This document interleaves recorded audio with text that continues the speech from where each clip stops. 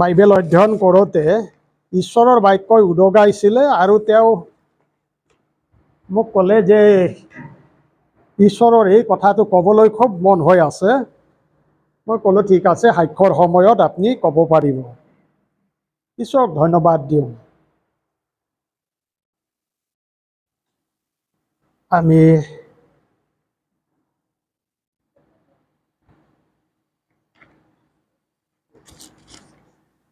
আমি যিচয়া 55 অধ্যায়, আইজায়া 55, যিচয়া 55 অধ্যায় 8 আৰু 9 পদটো পঢ়োঁ। তাত লিখিছে এইদৰে। আমি হিন্দী আৰু অসমীয়াত আমি সকলোৱে জানো, হিন্দীত আমাৰ সিং ভাইহঁতে হিন্দী বুজি পায়, গতিকে আমি 8 আৰু 9 পদ না, যিচয়াক কি বুলি কয়? এছায়া 55 चैप्टर 8 और 9 ताते लिखिसे, क्योंकि जिहुआ कथा है, मेरे विचार और तुम्हारे विचार एक समान नहीं है, ना तुम्हारी गति और मेरी गति एक सी है, क्योंकि मेरी और तुम्हारी गति में और मेरे और तुम्हारे सोच विचार में आकाश और पृथ्वी का अंतर है। Praise the Lord. কি কৈছে যে মোৰ বিচাৰ আৰু তোমালোকৰ বিচাৰ এক নহয়। তেওঁ যি ধৰণে বিচাৰ কৰে, তেওঁ যি ধৰণে আপোনাক ভাবে, তেওঁ যি ধৰণে আপোনাক আশীৰ্বাদ কৰিব বিচাৰে, তেওঁৰ সেই বিচাৰ আৰু আমাৰ বিচাৰ কৈছে কেনেকা, আকাশ আৰু পৃথিৱীৰ নিচিনা দূৰত। আমাৰ সীমিত, ইয়াতে থাকি যাওঁ আমি, তাৰ ওপৰলৈকে আমাৰ নুঠে। কিন্তু ঈশ্বৰৰ বাক্যই কয় যে তোমাৰ চিন্তা আৰু মোৰ চিন্তা, তোমাৰ যি কল্পনা মোৰ কল্পনা, এই সকলো আকাশ আৰু পৃথিৱীৰ নিচিনা তাত পাৰ্থক্য আছে। কিন্তু সেইটো কি হয়, আমি জিৰিমিয়া 29 অধ্যায় 11 পদটো চাওঁ। জিৰিমিয়া 29 অধ্যায় 11 পদত কৈছে,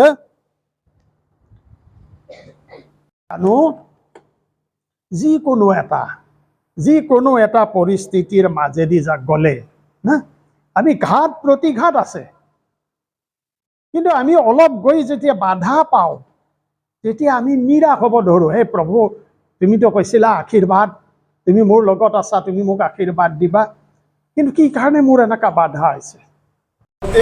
ঘাত প্ৰতিঘাতবোৰ আহে, দুখ আহে, বেজাৰ আহে, সমস্যা আহে, অভাৱ আহে, কিন্তু আমি জানিব লাগে যে আমি কাৰ লগত আছো। স্বয়ং ঈশ্বৰ, জীৱন্ত ঈশ্বৰ জিহুৱা আপোনাৰ মোৰ লগত আছে। Praise the lord. যেতিয়া তেওঁ আমাৰ লগত আছে, তেওঁ বাৰে বাৰে কৈছে, ভয় নকৰিবা, নিৰাশ নহবা, মই তোমাৰ সঙ্গে সঙ্গে আছো। Praise the lord. সবচেয়ে ভাল লগা পদটো মোৰ হৈছে পৰীক্ষাৰ দিশত। কি কৈছে? জিহুৱা ভালাই, পৰীক্ষা কৰি চোৱা, ঈশ্বৰ ভাল, মংগলময়। তেওঁ পৰীক্ষা কৰিব দিছে যে আপুনি পৰীক্ষা কৰি চাওক তেওঁ ভাল হয় নে নহয়। Praise the lord. যোৱা দেওবাৰ মই নাছিলোঁ, আমাৰ শৰ্মাচাৰে নকম ভাগৰ কথা কৈছিলে, আৰু তেওঁ যিটো ক'লে নহয়, মই পিছত মোবাইলত শুনিছোঁ, যদি আপোনাৰ অন্তৰৰ পৰা নাহে নহয়, আপুনি নিদিব। আপোনাৰ অন্তৰ যেতিয়া জিহুৱাৰ কাৰণে, ঈশ্বৰৰ কাৰণে, জীৱন্ত ঈশ্বৰৰ কাৰণে খোলা থাকে নহয়, তেওঁ আৰু আপোনাৰ সম্পত্তি একেই হৈছে। Praise the lord. আপোনাৰ যি আছে যদি তেওঁৰ হয়, তেওঁৰ যি আছে আপোনাৰ হয়। মোৰ যি আছে যদি মোৰ ল'ৰা ছোৱালীৰ হয়, নহয় নে নহয়? তেওঁবিলাকৰ যি আছে সেইটো মোৰে হয়, আমাৰ হয়। তেতিয়া প্ৰেজ দ্য লৰ্ড। তেতিয়া আপুনি নিশ্চয়কৈ মহাধনী অনুভৱ কৰিব। এইটো কাৰণে কৈছে, আমি কি পুস্তকতো কৈছিলে যে মোক পৰীক্ষা কৰি চোৱা তোমালোকে, ঈশ্বৰৰ ভঁৰাললৈ আনা দশম ভাগ। কিন্তু নতুন নিয়মত কি কৈছে? দশম নহয়, মনত যেনেকা ধাৰণ কৰিলে তাতকেও বেছি তোমালোকে পৰীক্ষা কৰি চোৱা, মই দিম নে নিদিম। Praise the lord. এইটো কাৰণে কৈছে যে পৰীক্ষা কৰি চাওক, ঈশ্বৰ ভাল, তেওঁ মংগলময়, তেওঁ কেতিয়াও আপোনাক নিৰাশ নকৰে। Praise the Lord.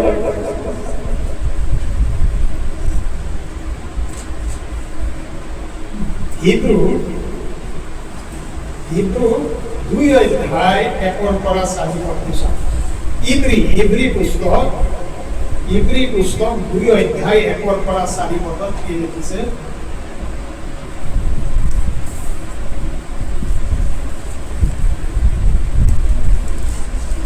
और बड़ा सारी मदद की वजह से इस कारण चाहिए कि हम उन बातों पर जो हमने सुनी है और भी मन लगाए, ऐसा ना हो कि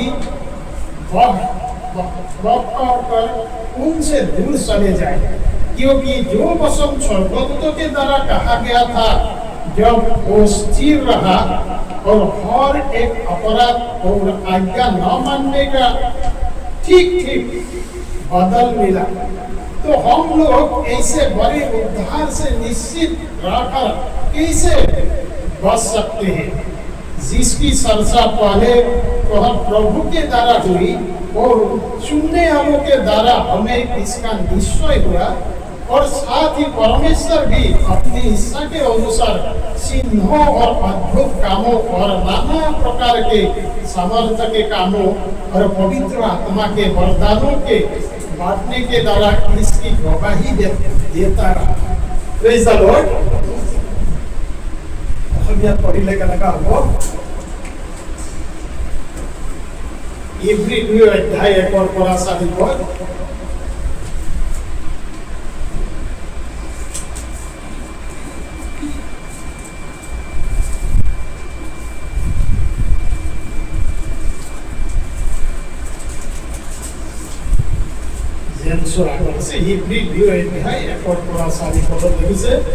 এই কাৰণে আমি শুনা বাক্য অধিককৈ মন দিব লগা হয়, কাৰণ ইজানি ঘাট নাচাপি ঘাটৰ পৰা কেনেবাকৈ পঠিয়াও।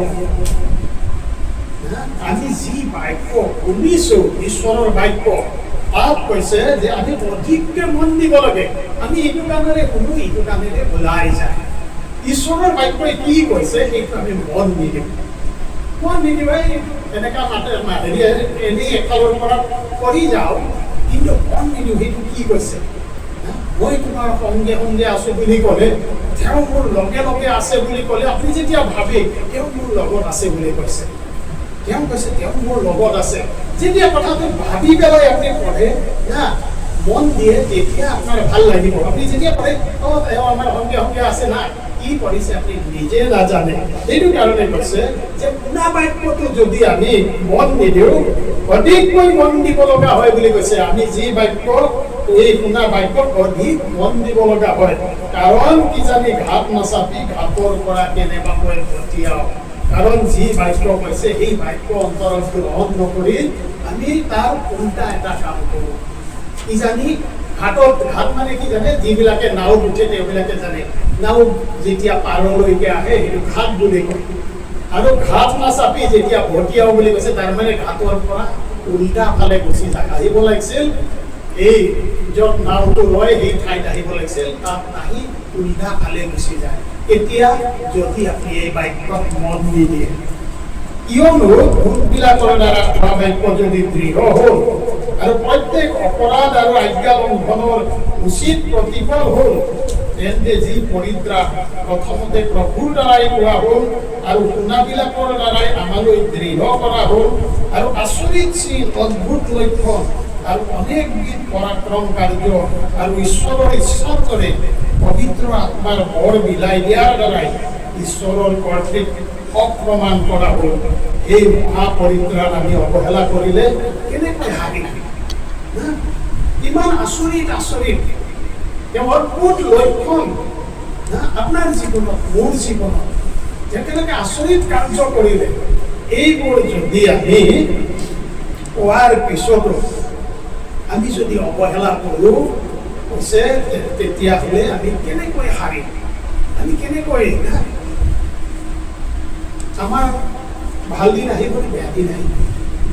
ইমানবোৰ হোৱাৰ পিছতো যদি আমি অৱহেলা কৰোঁ তেওঁৰ বাক্য না, তেতিয়াহ'লে আমি কেনেকৈ হাৰিম বুলি কৈছে।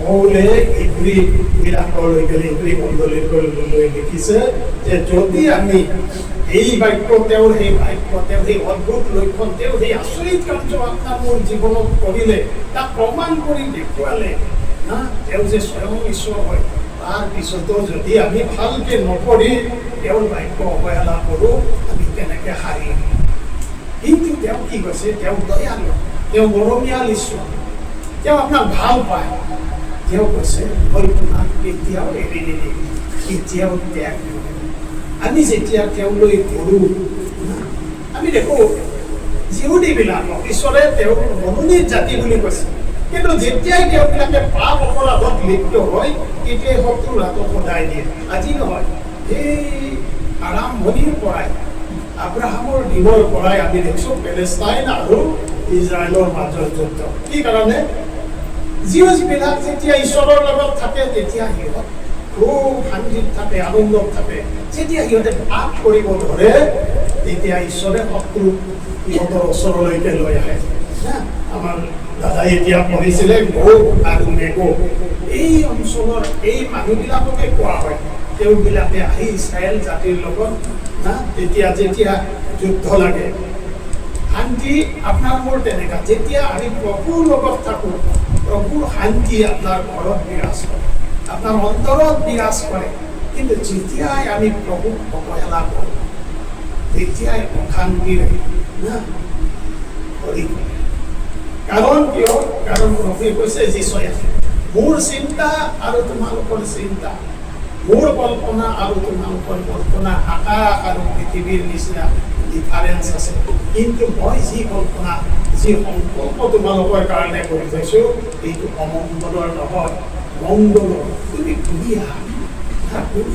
মোৰ ওচৰলৈ ঘূৰি আহা মই তোমাক শান্তি দিম প্ৰেইজ দ্য লৰ্ড সেইকাৰণে আমাৰ তিনিটা হ'ব যে পৰিশ্ৰান্ত আৰু ভাৰাক্ৰান্ত লোকসকল মোৰ ওচৰলৈ উভতি আহা মই তোমাক শান্তি দিম মানে জীৱন যুঁজত আপুনি ভাগৰি গৈছে সমস্যাত আপুনি জড়িত হৈছে বেমাৰ আজাৰত সকলো প্ৰকাৰৰ চিন্তাত আপুনি জুৰুলা হৈছে কিন্তু তেওঁ কৈছে মোৰ ওচৰত আহা মই তোমাক শান্তি দিম প্ৰেইজ দ্য লৰ্ড আমি ফিলিপিয়া 4 অধ্যায় 13 পদটো চাওঁ ফিলিপিয়া 4 অধ্যায় 13 পদ তাতে কি লিখিছে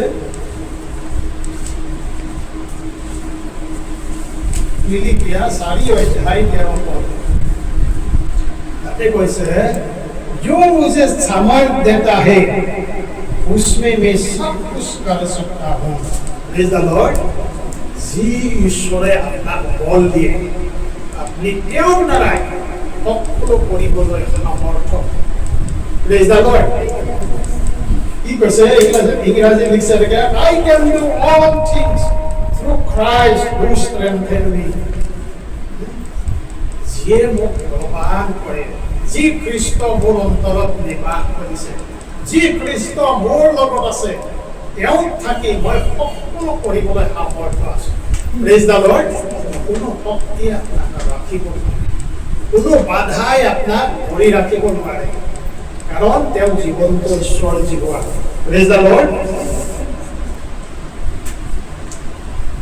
Psalm 92 আমি গীতমালা 92 12 পৰা 15 পদলৈকে পঢ়িম তাত লিখিছে গীতমালা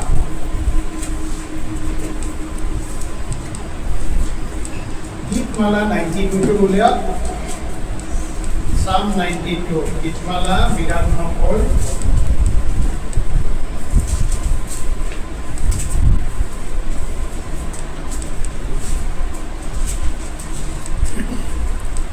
गीतमाला 92 আমি 12 পৰা পঢ়িম কি কৈছে धर्मी लोग खजूर के समान फूले पड़ेंगे और लेबानोन के देवदार के समान बढ़ते रहेंगे ये यहोवा के भवन में रोक पे जाकर हमारे परमेश्वर के आंगन में फूले पड़ेंगे ये पुराने होने पर भी फलते रहेंगे और रस भरे और लहलहाने रहेंगे जिससे ये प्रकट हो कि यहोवा सच्चा है, वो मेरी संतान है और इसमें कुटिलता कुछ भी नहीं।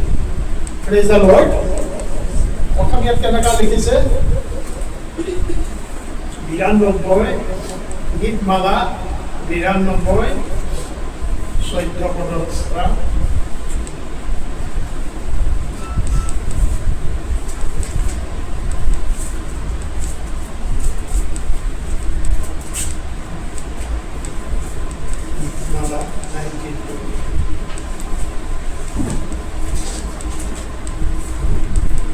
কি কৈছে? 12 পদৰ পৰা 92 কি কৈছে? ধাৰ্মিক লোক খাজুৰ গছৰ দৰে যত্ন পাব, লিবানৰ এৰজ গছৰ নিচিনাকৈ বাঢ়িব, যিবিলাকক জীৱাৰ গৃহত ৰোৱা হয় সেইবিলাক আমাৰ চোতাল কেইখনত প্ৰফুল্লিত হ'ব। জীৱা যে যথাৰ্থিক আৰু তেওঁ যে মোৰ শিলা, তেওঁত একো অন্যায় নাই, ইয়াকে দেখুৱাবৰ নিমিত্তে এইবিলাকে বৃদ্ধ কালতো ফল ধৰিব, এইবিলাক ৰসাল আৰু পেচাপতীয়া হ'ব।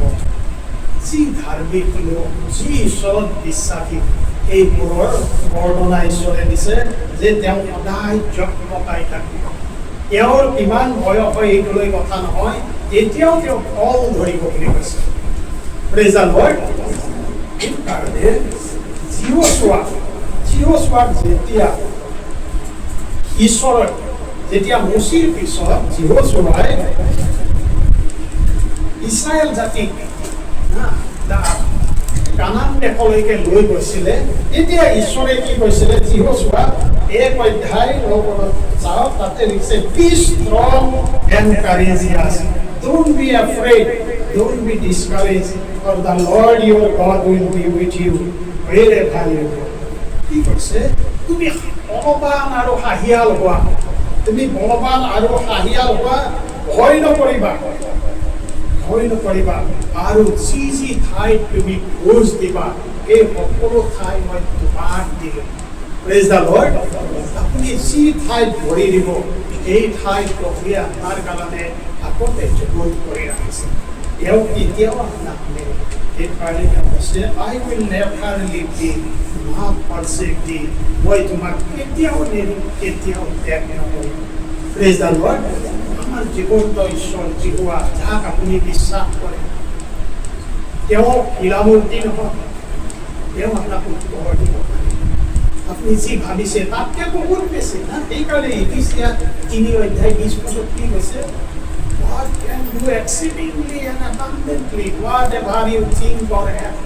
আপুনি যি যি ভাবে, আপুনি যি যি কৰে, তাতকৈ বহুত বেছি তেওঁ দিব পাৰে। আহক আমি বুজোৱা এই জীৱন্ত ঈশ্বৰক আমি বিশ্বাস কৰোঁ, যি প্ৰতিজ্ঞা কৰিছে আপোনাক এৰি নিদিয়ে। আপুনি মই যদি সেই বাক্য আমি যদি অধিক মন নিদি পেলাই এনেই ওপৰে ওপৰে পঢ়োঁ আৰু হৃদয়ৰ গ্ৰহণ নকৰোঁ, আমি কেনেকৈ হাৰিম? কাৰণ বাহিৰৰ জগত ছয়তানৰ ৰাজত্ব, ইয়াৰ পৰা বাচি থকাৰ এটাই উপায়, প্ৰভুৰ বাক্যত যেতিয়া আপুনি মন দিব, তেওঁৰ প্ৰতিজ্ঞা আপোনাৰ জীৱনত, মোৰ জীৱনত ফলপ্ৰসূ। আমি প্ৰাৰ্থনা।